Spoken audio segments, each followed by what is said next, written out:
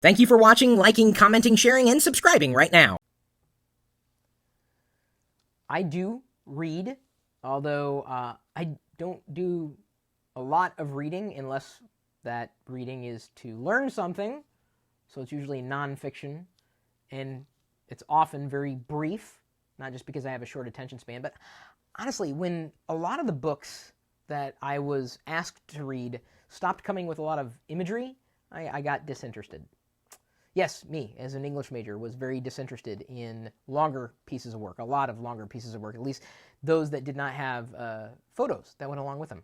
So on Saturday, I was invited to I guess it was a gathering of sorts, Verne and Wells. This is something that's happening now in the Seattle area. It's really for people who are kind of geeky in nature. It's kind of like a networking group. And they had Dan Parker present. And Dan Parker is one of 6, I believe, Lego certified professionals in the world. And he lives here in the Seattle area. Hopefully, I'm going to be able to escape to his office at some point. He's built Lego structures for like Google and well, anybody would pay him. And yes, people get paid good money to construct Lego for other entities. And one of the gifts that we received was this book, The Cult of Lego. And I did not have this previously, believe it or not. I would see it at the cover. I'm like, oh, wow, that's really cool. A minifig. I'm a huge minifig fan. And I cracked it open. And what I loved about it is that it's filled with pictures and really a lot of background, including the background on minifigs, which is my favorite part of the Lego universe.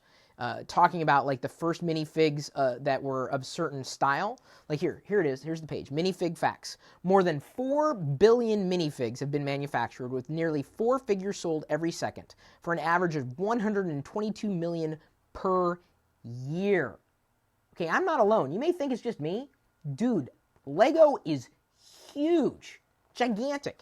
So I got this as a gift. I was very happy. Nice picture book, and certainly something that... Okay, so this is my kind of book, a picture book. In fact, I think it was last week I added another book to my Amazon.com wish list at go.tagjag.com/wishlist, and someone picked it up for me.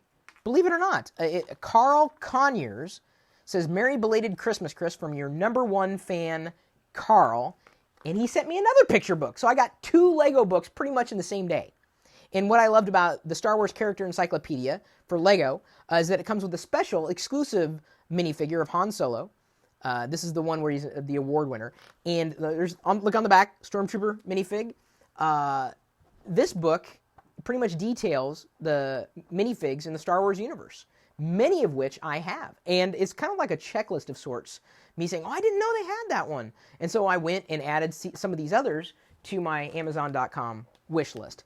There's another Lego Star Wars book that has an exclusive Luke Skywalker minifig. I don't have that one yet, but I did add it to my wish list as well. For some reason or another, it was the minifigure from the first one that I had, and I started with the Lego, I guess, experience before they even had minifigs. My first minifig was a city minifig, and I think it was a police officer, no, it wasn't a police officer, it was a city, just a regular city guy, but it was, I think, in conjunction with some kind of police, no, it was a gas station.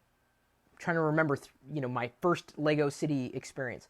But, I just, for some reason, have been a fan, and just for, to not really illustrate the point further, I ended up getting a few other gifts from my wish list. Go.tagjag.com/wishlist. This is from Westes Rocks, and it's Marion Ravenwood, this minifig.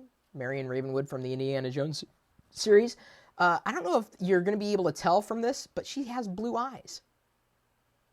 She has blue eyes on her face. Are you planning to make something from Lego, but not from a Lego kit, says Airwolf28. Actually, I have my home office built in Lego. Someone constructed that for me. Maybe I can get that submitted as an official Lego set. Build Chris Perillo's home office. I've got it in my home office. You saw it in the home office tour. But, more minifigs are certainly surrounding me thanks to TX Wolfhawk, including my first Batman minifig. I don't know if you knew this. Batman had a run before recently. You want to talk about geeky. It's not just Lego. It's Indiana Jones, kind of geeky. Batman, definitely kind of geeky. Space Police, also geeky. This one, also from TX Wolfhawk. All the remainder of these minifigs were gifts to me from TX Wolfhawk. I kind of stumbled through his handle there, but Sassy Tin, Jedi, from the prequels. This one was, she was bisected. Shakti, yeah. She came half-bodied. So I had to get pants elsewhere. Classic Robin, not from the new series, but from the old series of Lego. They did Batman a while ago. They also did Spider-Man, and those are definitely worth something. I also received Lando Calrissian in a Skiff-Guard disguise. You might remember from Return of the Jedi. So here we're Star Wars, Batman, Indiana Jones. We got the Riddler. And they've recreated the Riddler in the new series as well. And I think we have another one, Slizzer, getting slizzard on the weekend. How do you have your minifigs displayed, asks Mr. G.R.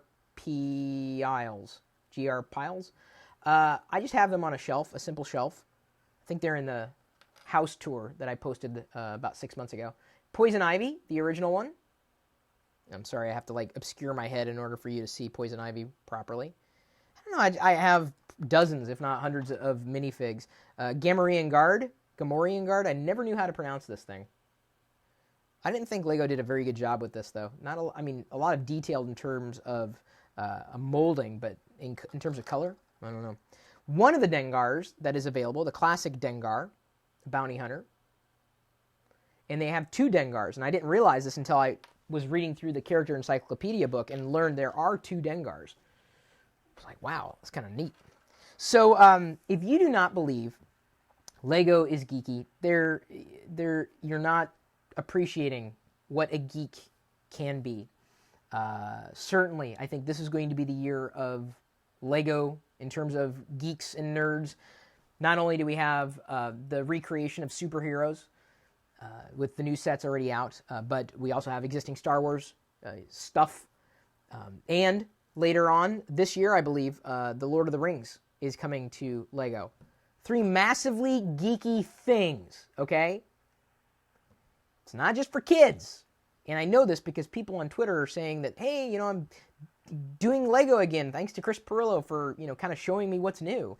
And not because Lego pays me, they do not. I actually survive thanks to donations from my Amazon wish list, because it's just something that I do. Think of it like a tip jar of sorts.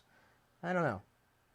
So to me, being a geek isn't just about computers, and really, if that's the geek you want to be, fine. But I like being a multifaceted geek. I like to be interested in many things. I'm not just one-dimensional. Thank God. So, there is my recent Lego haul. That includes some bit of literature, although I think calling that book literature may be a bit of a stretch. I'm going to take that stretch anyway. It's my prerogative. And it's my bricks, too.